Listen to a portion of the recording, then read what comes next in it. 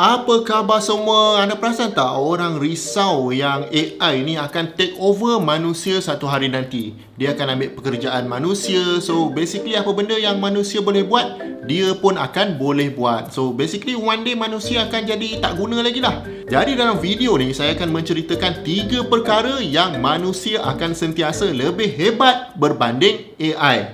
Jom kita tengok.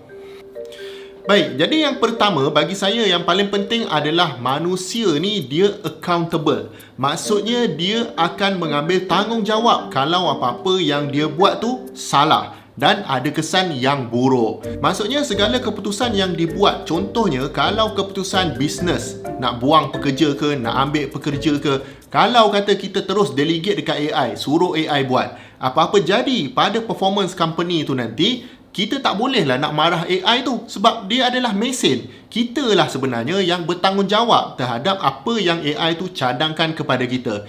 Jadi manusia ni sebab tu kalau kita nak ambil pekerja, kita akan conduct interview kan. Masa interview tu lah kita boleh test candidate tu punya attitude, dia punya knowledge dia, apa yang dia boleh buat, apa yang dia tak boleh buat. Benda-benda ni semua tidak boleh dibaca oleh AI. Manusia pun kadang-kadang baca orang tu boleh salah juga kan. Tapi kalau AI langsung tak boleh baca orang. Contoh lain saya beri, kalau contohnya self-driving. Kalau kereta tu dikawal oleh AI, tiba-tiba kereta tu pecut, langgar orang, mati pula orang tu. Kita nak salahkan AI, betul tak? Tapi kalau manusia lah yang jadi driver, maka apa yang kita buat semasa memandu tu, kitalah yang accountable. Jadi kita fikir panjang sikit, nak bawa laju, nak bawa perlahan, bila masa sesuai bawa laju, bila masa sesuai bawa perlahan.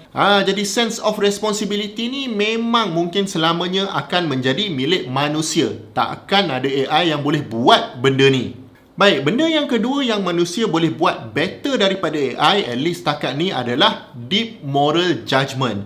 Kita mudah sebenarnya nak tentukan benda tu betul ataupun salah. Contohnya lah, ada seorang ni dia pergi kedai, dia curi roti. Kalau kata sistem tu betul atau salah, contohnya macam AI kan, kita tanya dia, mestilah dia kata perbuatan tu salah. Tapi kita ni sebagai manusia, kita ada sedikit moral judgement tau. Okey lah, memanglah dia curi, kalau ikutkan memang salah lah. Tapi mungkin dia curi tu sebab dia dah 3 hari tak makan. Kemudian tuan kedai pun mungkin tak kisah sangat setakat dicuri roti. Jadi walaupun perbuatan dia tu salah, tapi untuk menghukum dia dengan perbuatan yang dia buat tu, mungkin kalau robot ni disuruh penjara kan je 3 hari. Tapi sebagai manusia ni kita ada external factor yang kita consider sebelum kita menjatuhkan hukuman.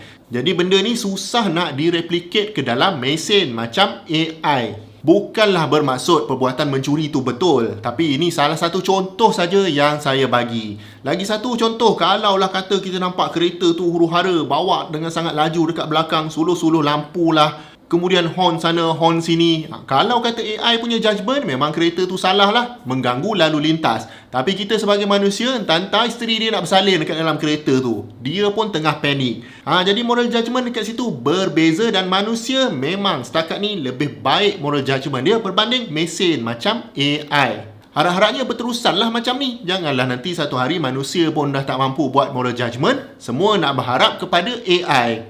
Itu nanti salah kita sendiri. Benda ketiga yang manusia boleh buat lebih baik daripada AI bagi saya adalah untuk menghubungkan sesuatu relationship antara dua benda yang berbeza.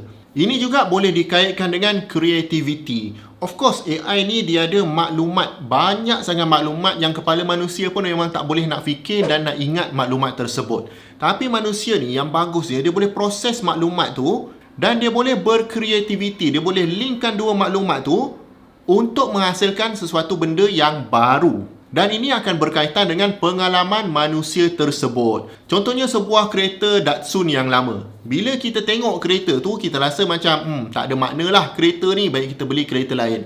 Tapi kalaulah kata ayah kita tengok kereta tu, mungkin masa dulu ayah ataupun atuk dia sendiri ada kereta ni dan ada pengalaman-pengalaman berharga dalam kereta tu. Jadi kereta ni membawa maksud yang berbeza kepada ayah kita berbanding dengan kita. Maknanya setiap manusia ni akan linkkan pengalaman baru dia tu dengan pengalaman sedia ada dia. Dan manusia cukup bagus untuk linkkan benda yang macam ni. Ini berkaitan dengan kita punya intuition. Intuition antara manusia pun berbeza-beza kan. Intuition kita lain, intuition ayah kita lain. Tapi kalau kata AI memang tak ada intuition langsung. Kita cakap dia objek kereta Datsun tu, bagi dia kereta hanya sekadar kereta sahaja. Tidak ada membawa maksud apa-apa. Saya harap anda boleh faham apa yang saya cuba sampaikan. Jadi sebenarnya kalau kita boleh adapt kepada kelebihan dan kekurangan manusia dengan AI ni, maka tak susah sebenarnya untuk kita ke hadapan berbanding dengan orang lain. Sebab apa? Sebab AI ni bagi saya adalah suatu tool yang membolehkan kita berfikir ataupun berkreativiti dengan lebih hebat lagi. Sebab AI boleh bagi kita semua data ni, tapi yang prosesnya adalah kita sendiri. Kitalah yang ada moral responsibility, kita ada moral judgement yang lebih baik dan kita ada intuition yang melebihi apa yang AI boleh offer kepada kita. Jadi gunakan AI ni sebagai tool dan kita adapt. Kita buat apa yang dia tak boleh buat. Dan kita gunakan dia untuk bagi advantage kepada kita. Jadi kalau anda nak belajar tentang AI ni dalam pelbagai bidang lah. Nak buat website boleh. Untuk buat design pun boleh, untuk berniaga boleh, untuk buat kerja-kerja pejabat pun boleh. Even nak buat ejen AI yang tengah kecoh sekarang ni pun boleh. Kami ada ajarkan di Akademi Hasbullah. Kalau anda berminat, link untuk join kursus-kursus ni ada di bawah. Jumpa anda lagi di video yang akan datang. Assalamualaikum.